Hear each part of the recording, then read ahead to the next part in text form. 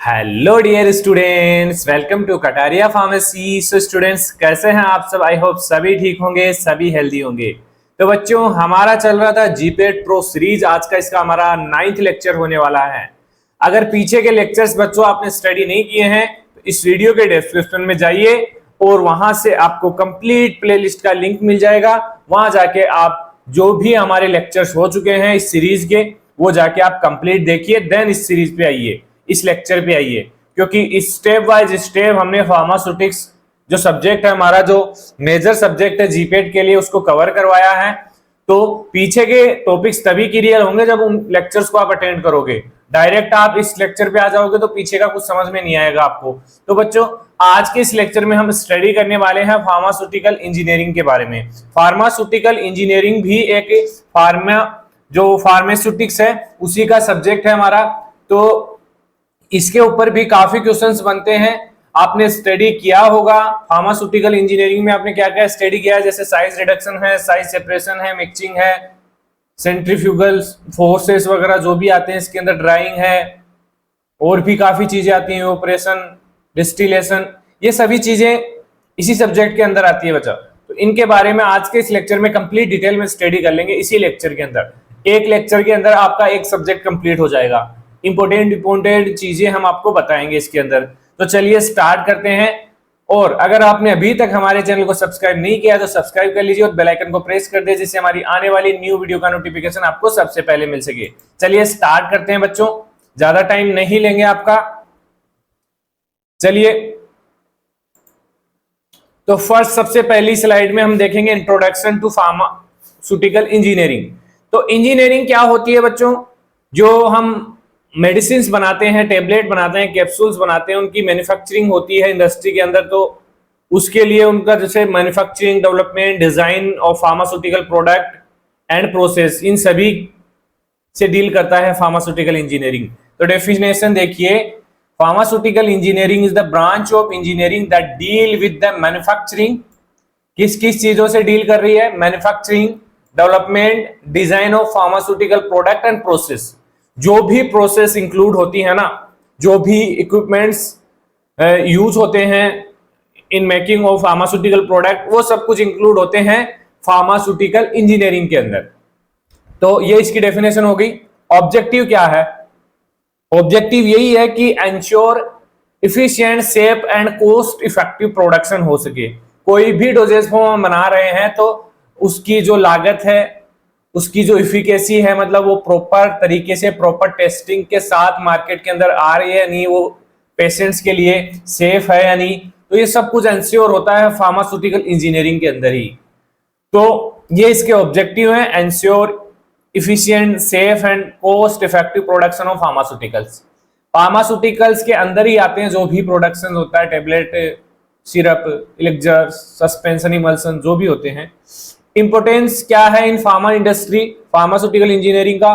तो quality control जो department होता है, कंप्लीट फार्मास्यूटिकल इंजीनियरिंग के अंदर आता है quality control department. Process efficiency, large scale manufacturing, जो लार्ज स्केल मैन्युफैक्चरिंग होती है प्रोडक्ट्स की, वो भी फार्मास्यूटिकल इंजीनियरिंग के थ्रू ही होता है। मतलब जो भी, मुझे नहीं लगता है कि इसके अलावा कोई अदर फील्ड भी होगी हमारे सब्जेक्ट के अंदर, मतलब इस सिलेबस के अंदर, जो ज्यादा रोल प्ले करती होगी मैन्युफैक्चरिंग के अंदर। मैन्युफैक्चरिंग के अंदर नाम आता है तो फार्मास्यूटिकल इंजीनियरिंग हमारी काम आती है। तो चलिए आगे चलते हैं। अब देखते हैं unit operation in pharmaceutical engineering. कौन कौन से डिफरेंट पार्ट्स हैं फार्मास्यूटिकल इंजीनियरिंग के, जिनके थ्रू हमारी जो मेडिसिन है, टेबलेट्स है, सिरप, इलेक्जर, सस्पेंशन है, वो गुजरते हैं। उन प्रोसेस से निकल के उनको आना पड़ता है एक फाइनल डोजेज फॉर्म बनने के लिए। तो यूनिट डोजेज फॉर्म क्या है? Pharmaceutical process involve various unit operation. Basically different types के यूनिट ऑपरेशंस होते हैं फार्मास्यूटिकल इंजीनियरिंग के अंदर, जैसे साइज रिडक्शन है, साइज सेपरेशन है, मिक्सिंग है, ड्राइंग है, फिल्ट्रेशन है, क्रिस्टलाइजेशन है, इवोपरेशन है, डिस्टिलेशन है। इन सभी के बारे में हम देखते हैं, छोटा छोटा जो भी इसके इंपॉर्टेंट टॉपिक्स हैं वो देखेंगे हम। तो सबसे पहले देख लेते हैं साइज रिडक्शन क्या होता है। देखिए, जो पाउडर्स होते हैं, पार्टिकल्स होते हैं, वो यूज करते हैं तो वो डिफरेंट लार्ज पार्टिकल साइज उनका होता है, तो उसकी एक प्रॉपर साइज हमें चाहिए हमारी डोजेस फॉर्म के लिए, उसके लिए क्या करेंगे, उसका साइज रिडक्शन करेंगे सबसे पहले। इसका ऑब्जेक्टिव क्या है, reduce particle size to improve dissolution, uniformity and bioability. क्योंकि जितने ज्यादा स्मॉल पार्टिकल्स होंगे ना, उसकी उतनी ही ज्यादा यूनिफॉर्मिटी होगी, डिसोल्यूशन फास्ट होगा और बायोएबिलिटी ज्यादा होगी। याद रख लेना ये चीज, objective of size reduction. Mechanism ये भी इंपॉर्टेंट है बच्चों, कौन कौन सी मैकेनिज्म बेसिकली फॉलो होती हैं साइज रिडक्शन के अंदर। फर्स्ट है कंप्रेशन, सेकंड है इंपैक्ट, फोर्थ है शेयरिंग, और थर्ड है शेयरिंग, फोर्थ है एट्रिशन। जो भी ये 4 मेथड दे रखे हैं ना मैकेनिज्म में, ये आपको याद रखनी है बच्चों, बहुत ही ज्यादा इंपॉर्टेंट है। चलिए आगे चलते हैं। Equipment for size reduction, size reduction के लिए कौन कौन से इक्विपमेंट्स यूज में लिए जाते हैं बच्चों। तो देखिए 4 टाइप्स के इक्विपमेंट हमने यहाँ पे बताए हैं आपको, बेसिकली यही यूज किए जाते हैं अकॉर्डिंग टू कि किस टाइप की मेडिसिन हम बना रहे हैं, किस टाइप के पाउडर प्रोडक्ट जो भी है यूज कर रहे हैं, उस पर डिपेंड करता है कि किस टाइप का साइज रिडक्शन मील हम यूज करेंगे। तो फर्स्ट होता है कटर मिल। कटर मिल कहाँ यूज किया जाता है, यूज फॉर फाइब्रस मटेरियल। जो फाइब्रस मटेरियल्स होते हैं जिनकी मेडिसिन हमें बनानी है, तो उस कंडीशन में कटर मिल का यूज किया जाएगा। सेकेंड है हैमर मिल। हैमर मिल कब यूज करते हैं, बेसिकली इंपैक्ट मैकेनिज्म पे काम करता है, इंपैक्ट बेस्ड रिडक्शन इसके अंदर होता है, use in tablet production. Basically tablet के प्रोडक्शन के लिए हैमर मिल का यूज करते हैं। क्वेश्चन बन सकता है इन चीजों पे। ये जो भी पॉइंट है ना, सभी पॉइंट्स इंपॉर्टेंट है बच्चा, क्योंकि इंपॉर्टेंट पॉइंट ही हमने यहाँ पे रखे। फालतू का जो भी कचरा है वो हमने यहाँ से हटा दिया है बिल्कुल, क्योंकि टाइम हमारे पास लिमिटेड है बच्चों। 80 दिन का टाइम हमारे पास है, तो 80 दिन में कितना ही कर सकते हैं, क्यों ना हम इंपोर्टेंट कवर करके, अगर हमारी अच्छी रैंक आ रही है, हम क्वालिफाई हो रहे हैं, तो हमारे लिए बेस्ट है वो चीज। और मैंने जो आपको बताया है आपको साथ साथ करना है। इस एक लेक्चर से आपकी जीपेट क्वालिफाई नहीं होने वाली है बच्चों, आपको साथ साथ हमारे साथ मिलकर स्टडी करनी होगी, सेल्फ स्टडी करनी होगी।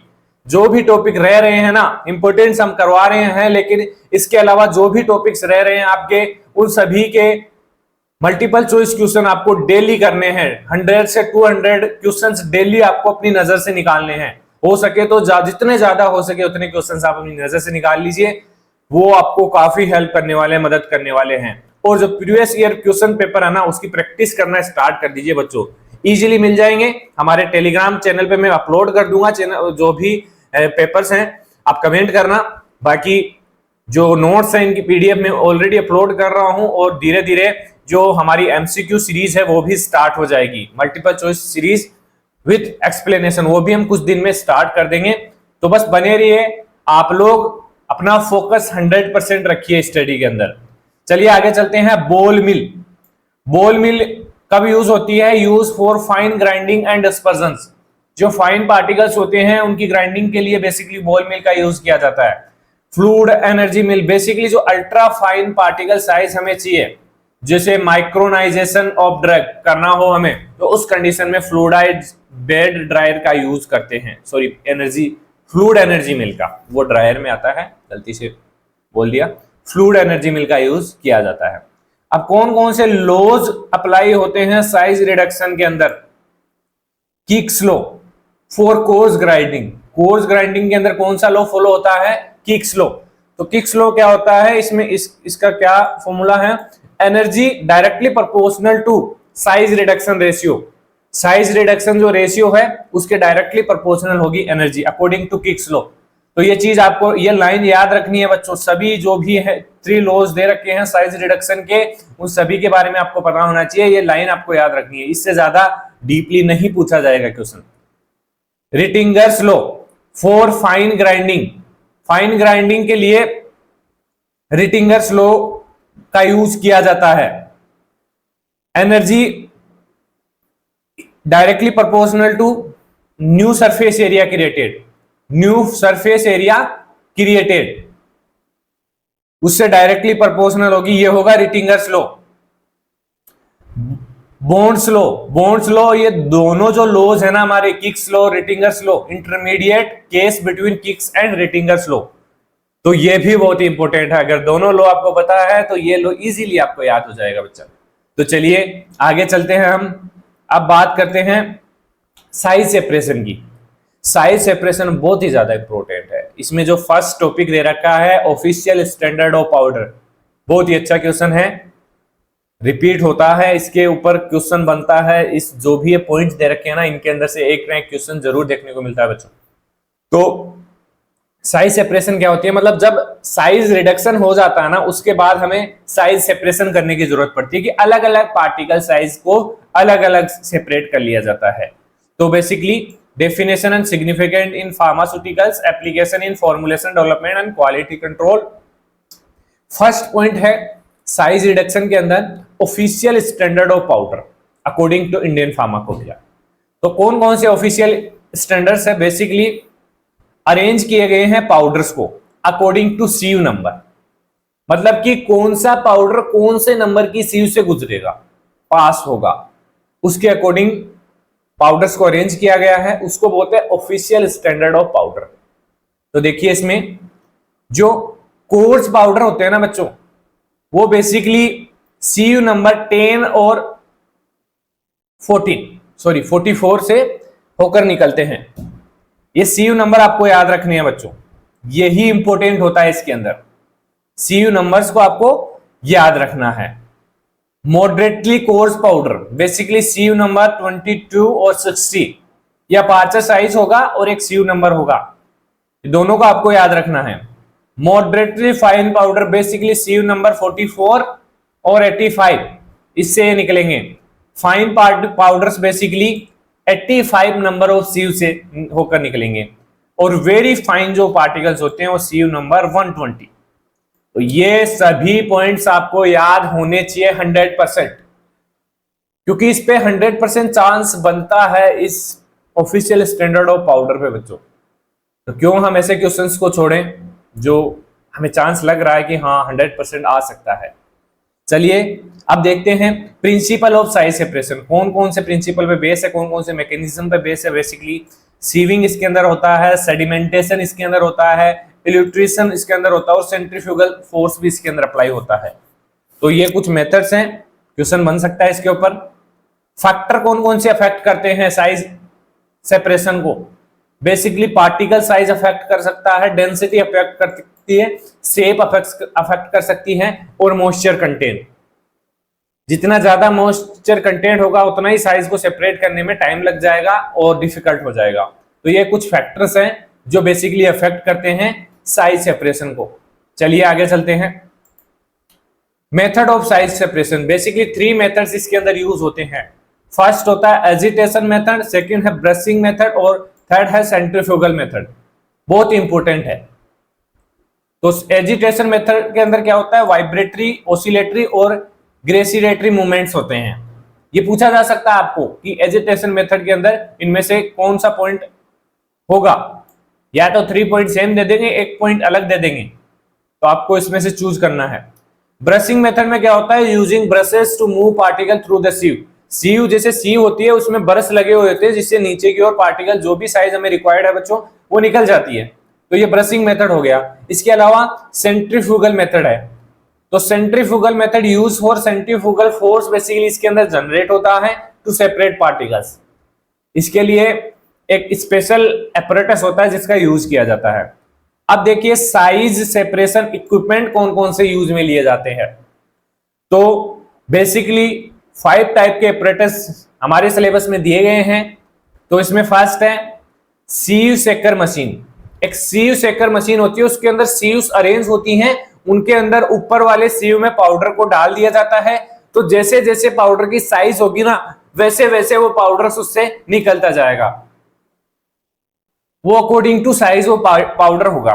तो इसमें डिफरेंट टाइप की सीयूस यूज होती है, जैसे टेलर सीयू, रोटेप सीयू सेकर। ये 2 टाइप के एग्जांपल हैं सीयू सेकर्स के, याद रख लेना बच्चों। सेकंड है साइक्लोन सेपरेटर। साइक्लोन सेपरेटर आपने स्टडी किया होगा फार्मास्यूटिकल इंजीनियरिंग के अंदर, उसका यूज किया जाता है। ईयर्स बेसिकली मुझे नहीं लगता कि आपने ये चीजें नहीं देखी है, सब देखी है आपने, डिटेल में स्टडी भी किया है आप लोगों ने इसको, बस आपको रिवीजन की जरूरत है, और वो मैं आपको करवा रहा हूँ रिवीजन। तो आपको कहीं दिक्कत नहीं आनी है, अच्छे से पेपर को अच्छे से अटेंड करना, बस करनी है आपको प्रैक्टिस, एमसीक्यूज की प्रैक्टिस। अकॉर्डिंग टू टाइम, क्योंकि लिमिटेड टाइम होता है बच्चों इसके अंदर, टाइम ही आपके स्कोर को कम करेगा। टाइम बहुत कम होता है यार, तो उसके अकॉर्डिंग आपको अपने आपको अरेंज करना होगा। इल्यूट्रेशन टैंक, इल्यूट्रेशन टैंक भी बेसिकली साइज सेपरेशन में यूज होता है। इसके साथ साथ बैग फिल्टर, बैग फिल्टर का भी यूज किया जाता है। Sieve and mesh size basically हमने देख लिया, और standard sieve size as per USP IP, वो ऑफिशियल स्टैंडर्ड ऑफ पाउडर उसके अंदर देख लिया हमने टॉपिक बच्चों। चलिए आगे चलते हैं। Laws governing size reduction and separation, basically same जो साइज रिडक्शन के लिए लॉज थे वो ही यहाँ पे आएंगे, तो वहां पे हमने देख लिया है रिटिंगर्स लॉ, किक्स लॉ और बॉन्ड्स लॉ, तो रिमेंबर कर लेना इनको। फार्मास्यूटिकल एप्लीकेशंस क्या हैं साइज सेपरेशन के? Role in tablet and capsule formation, sorry जो कैप्सूल और टेबलेट फॉर्मुलेशंस होती है उसके अंदर बहुत ही बड़ा इंपॉर्टेंट रोल होता है साइज सेपरेशन का।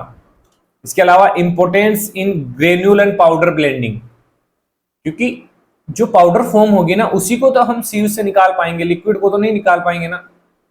तो सबसे ज्यादा इंपॉर्टेंट रोल कहां होगा? टेबलेट और कैप्सूल के अंदर, सॉरी कैप्सूल नहीं, जो पाउडर्स हैं, कैप्सूल के अंदर पे पाउडर फिल होता है, तो पाउडर से ही हमारी टेबलेट और कैप्सूल्स बनती है। इसके अलावा एरोसोल एंड पेरेंटल फॉर्मुलेशंस में भी बेसिकली इसका यूज किया जाता है।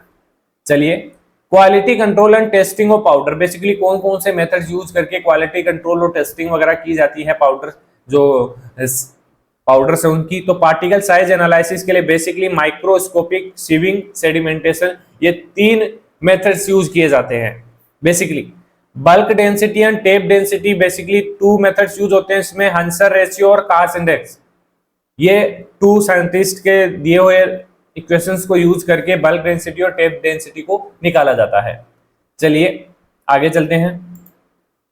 Mixing and homogenisation, basically mixing आपने स्टडी किया होगा, मिक्सिंग नाम से होमोजेनाइजेशन आपने पहली बार सुना होगा। तो डेफिनेशन क्या होती है इसके अंदर? बेसिकली मिक्स किया जाता है मिक्सचर्स को, 2 और मोर सब्सटेंस को, टू अचीव यूनिफॉर्मिटी। तो डेफिनेशन यही है, प्रोसेस ऑफ ब्लेंडिंग 2 और more substance to achieve uniformity. Basically 3 types के हो सकते हैं, सॉलिड सॉलिड मिक्सिंग हो सकती है, लिक्विड लिक्विड मिक्सिंग हो सकती है, या फिर सॉलिड सेमी सॉलिड मिक्सिंग हो सकती है। तो सॉलिड सॉलिड मिक्सिंग के अंदर पाउडर फॉर टेबलेट, पाउडर को मिक्स किया जाता है टेबलेट बनाने के लिए। लिक्विड लिक्विड के अंदर सॉल्यूशन को मिक्स किया जाता है, जैसे इमल्सन्स है। सेमी सॉलिड में जैसे ऑइंटमेंट, क्रीम है, उनको मिक्स किया जाता है।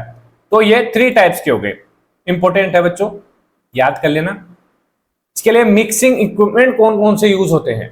तो बेसिकली टम्बलर मिक्सर यूज होता है, बेसिकली वी ब्लेंडर होता है, और डबल कोर ब्लेंडर, ये इसके एग्जाम्पल हैं टम्बलर मिक्सर के। याद रख ले क्या है? V blender, double cone blender. Second है high shear mixer, use for granulation in tablet production, granulation के लिए बेसिकली यूज होता है। Planetary mixer, basically use for semi solid, ये according to dosage form use होते हैं बच्चों। तो आपको याद रखना है इन चीजों की, जैसे पूछ लिया जाए आपको कि सेमी सॉलिड जाए जैसे क्रीम ऑइंटमेंट है, उसके लिए कौन से मिक्सर्स का यूज किया जाता है, तो प्लेंट्री मिक्सर आपको आना चाहिए। अगर ये चीज आपने देखी है, आपको याद है, तो इजीली इस क्वेश्चन को कवर कर देंगे आप, कंफ्यूजन होने की जरूरत ही नहीं है। तो 4th नंबर है कोलोइडल मील। कोलोइडल मील या homogeniser basically reduce particle size and improve uniformity, ये पार्टिकल साइज को भी कम करता है और यूनिफॉर्मिटी को बढ़ाता है। बेसिकली इमल्सन के अंदर इसका यूज किया जाता है कोलोइडल मील का। मिक्सिंग इफिशियंसी फैक्टर, कौन कौन से ऐसे फैक्टर्स हैं जो मिक्सिंग को अच्छा बनाते हैं, अगर वो चीज है तो अच्छी है तो, जैसे और अफेक्ट भी कर सकते हैं, जैसे पार्टिकल साइज अफेक्ट कर सकता है, शेप अफेक्ट करती है, viscosity, speed of mixing and temperature, ये सारे फैक्टर्स जो अफेक्ट कर सकते हैं। अगर ये अच्छे से काम कर रहे हैं तो मिक्सिंग अच्छी होगी, अगर अच्छे से काम नहीं कर रहे हैं तो मिक्सिंग प्रॉपर नहीं हो पाएगी। तो ये कुछ फैक्टर एफिशिएंसी हैं। चलिए आगे चलते हैं। फिल्ट्रेशन एंड सेंट्रीफ्यूगेशन, फिल्ट्रेशन क्या होता है इसमें? Separation of solid from liquid using porous medium, basically जैसे आपने स्मॉल स्केल पे बच्चों फिल्टर पेपर का यूज किया होगा, और डिफरेंट डिफरेंट टाइप के फिल्टर पेपर भी देखे होंगे, जैसे मेटा फिल्टर्स हैं, लीफ फिल्टर पेपर्स है, लीफ फिल्टर्स है, तो इनका आपने यूज किया होगा लेबोरेटरीज के अंदर। तो उनका काम क्या है? फिल्टर करने का। जैसे दो सॉल्यूशन है, उसमें एक में सॉलिड है और लिक्विड है, लिक्विड हमें अलग करना है या सॉलिड अलग करना है, दोनों के लिए फिल्ट्रेशन का यूज हमें करना पड़ेगा। तो इसके लिए टाइप ऑफ फिल्ट्रेशन है, फर्स्ट है gravity filtration, basically simple straining method है। Vacuum filtration basically faster separation के लिए यूज किया जाता है, एग्जांपल है बकनर फनल। बकनर फनल का यूज भी आपने किया होगा बच्चों लेबोरेटरीज के अंदर। तो ये बेसिकली फास्टर सेपरेशन के लिए यूज होता है। तो एक क्वेश्चन बन सकता है कि वो फास्टर सेपरेशन के लिए कौन सी फनल का यूज किया जाता है। एग्जांपल में आपको जो ऑप्शंस हैं उनमें बकनर फनल ने दे दिया, तो आप इजीली इसको कवर कर सकते हैं। और वैक्यूम फिल्ट्रेशन के अंदर बेसिकली होता है। थर्ड है pressure filtration, use high pressure, basically इसके लिए फिल्टर प्रेस का यूज किया जाता है। तो ये भी क्वेश्चन बन सकता है, इंपॉर्टेंट है। Ultra filtration, separation of macromolecules के लिए कौन से फिल्ट्रेशन का यूज किया जाता है? अल्ट्रा फिल्ट्रेशन बेसिकली कौन से मॉलिक्यूल को फिल्टर करने के लिए? प्रोटीन एंजाइम्स, ये इसके एग्जांपल हैं। तो ये हो गए टाइप्स ऑफ फिल्ट्रेशन। चलिए आगे चलते हैं। फिल्ट्रेशन में कौन कौन से इक्विपमेंट्स यूज होते हैं? तो सबसे फर्स्ट है filter press, use for large scale separation in bulk drug manufacturing. Large scale पे फिल्टर प्रेस का यूज किया जाता है बच्चों। Rotary drum filter, rotary drum filter use for continuous operation in industry, मतलब रेगुलर अगर ऑपरेशन चल रहे हैं, रेगुलर मैन्युफैक्चरिंग चल रही है, प्रोडक्शन चल रहा है किसी प्रोडक्ट का, तो उसमें रोटेटरी ड्रम फिल्टर का यूज किया जाता है। वो डायरेक्टली धीरे धीरे घूमता रहेगा और फिल्टर करता रहेगा ओवर टाइम। इसके अलावा लास्ट है मेम्ब्रेन फिल्टर का यूज किया जाता है, use for sterilization of solution, solution का स्टरलाइजेशन के लिए। बेसिकली 0.22 माइक्रो फिल्टर्स इसके अंदर होते हैं, इतने साइज के पार्टिकल्स ये फिल्टर कर सकता है। ये क्वालिटी होती है मेम्ब्रेन फिल्टर की, बहुत ही ज्यादा। सेंट्रीफ्यूगेशन क्या होता है? Use centrifugal force for separation, separation के लिए सेंट्रीफ्यूगल फोर्स का यूज किया जाता है। इक्विपमेंट बेसिकली कौन से इक्विपमेंट्स होते हैं जिनके अंदर सेंट्रीफ्यूगल फोर्स जनरेट होता है? Basket centrifuge, tubular bowl centrifuge, tubular bowl centrifuge, ये दो ही apparatus हैं बेसिकली इनके अंदर सेंट्रीफ्यूगल फोर्स जनरेट होता है। चलिए आगे चलते हैं। ड्राइंग प्रोसेस, देखिए काफी प्रोडक्ट्स होते हैं जिनको ड्राइंग की रिक्वायरमेंट पड़ती है स्टेबिलिटी इंक्रीज करने के लिए, उनकी लाइफ सेल्फ लाइफ इंक्रीज करने के लिए। तो ऑब्जेक्टिव क्या है? Remove moisture to enhance stability and shelf life of the product या फार्मास्यूटिकल प्रोडक्ट जो भी है। टाइप ऑफ ड्राइंग, बेसिकली कौन कौन से इक्विपमेंट्स यूज होते हैं? बेसिकली फर्स्ट है ट्रे ड्रायर, ड्रायर्स भी आपने यूज किए हैं बच्चों, लेबोरेटरीज में आपने देखे हैं, ये मत बोलना हमने नहीं देखे हैं। ट्रे ड्रायर आपने देखा होगा, हीट ड्रायर आपने देखा होगा, तो वो ड्रायर्स होते हैं। बेसिकली ट्रे ड्रायर का यूज किया जाता है, हॉट एयर ड्राइंग इसके अंदर होता है, यूज फॉर ग्रेन्यूल्स, ग्रेन्यूल्स के लिए बेसिकली यूज, ग्रेन्यूल्स बनाए होंगे आपने लेबोरेटरीज के अंदर कहीं ना कहीं, तो अगर कॉलेज ही नहीं गए हैं तो कुछ नहीं बनाया आपने, ना कोई एपरेटस देखा होगा। Fluidise bed dryer, fluidised basically faster drawing होती है और टेबलेट प्रोडक्शन के लिए इसका यूज किया जाता है। किसका? फ्लूडाइज बेड ड्रायर का।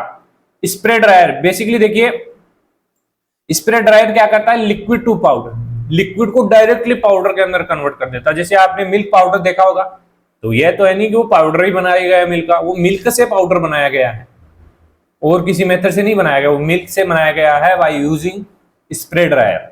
तो ये एग्जांपल बहुत अच्छा है, याद कर लेना इसको।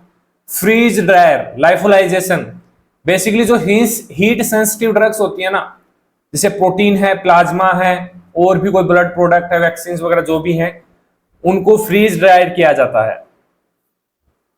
Vacuum dryer basically use for heat sensitive material at lower temperature. Vacuum मतलब ऐसी मेडिसिन होती हैं जो हायर टेम्परेचर पे डिग्रेड हो जाती हैं, ऐसी मेडिसिन के लिए भी वैक्यूम ड्रायर का यूज किया जाता है बच्चों।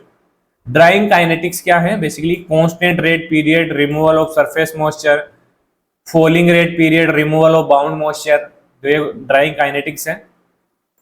चलिए हीट ट्रांसफर इन फार्मास्यूटिकल्स, बेसिकली किस किस टाइप से हीट का ट्रांसफर होता है, बहुत ही शॉर्ट में देखेंगे, बहुत ही इंपॉर्टेंट क्वेश्चन है ये। Mode of heat transfer, basically 3 type से हीट को ट्रांसफर किया जा सकता है बच्चों, कंडक्शन, कन्वेक्शन और रेडिएशन। कंडक्शन में क्या होता है? ट्रांसफर थ्रू सॉलिड्स, सॉलिड से ट्रांसफर होता है। जैसे कोई मेटल रोड है, यहाँ पे हीट देंगे तो यहाँ पे ट्रांसफर हो जाएगा इसमें, तो एग्जांपल इसका मेटल रोड। कंडक्शन, कन्वेक्शन, इसमें क्या होता है? ट्रांसफर थ्रू फ्लूइड, जैसे आपने गर्म पानी किया बाल्टी में गर्म ठंडा पानी है, गर्म पानी डालेंगे तो ठंडा पानी भी हीट हो जाएगा। ये है convection. Transfer through fluid, air drying, basically radiation transfer without a medium, कोई भी मीडियम नहीं है, डायरेक्टली इंफ्रारेड से हीट हो जाएगा। तो वो होता है infrared dryers, basically transfer of heat. 3 types के होते हैं, समझ में आ गया आपको। Heat exchanger basically shell and tube heat exchangers होते हैं और प्लेट हीट एक्सचेंजर्स होते हैं। ये टाइप ऑफ एक्सचेंजर्स हैं हीट को एक्सचेंज करने वाले जो एपरेटस है। Evaporation and distillation. Distillation basically जो लिक्विड है उनको प्यूरिफाइड करने के लिए, बेसिकली जैसे डिस्टिल वाटर में बनाना हो तो क्या करेंगे हम, डिस्टिलेशन होगा। और इवोपरेशन कंसंट्रेट बनाना हो हमें लिक्विड को, जैसे सिरप होती है। बाकी इसमें देखिए इवोपरेटर्स कौन कौन से यूज होते हैं, जैसे falling film evaporator, rising film evaporator, multiple effect evaporator, use for energy efficiency. 3 type के इवोपरेटर्स बेसिकली यूज किए जाते हैं फार्मास्यूटिकल इंडस्ट्रीज के अंदर।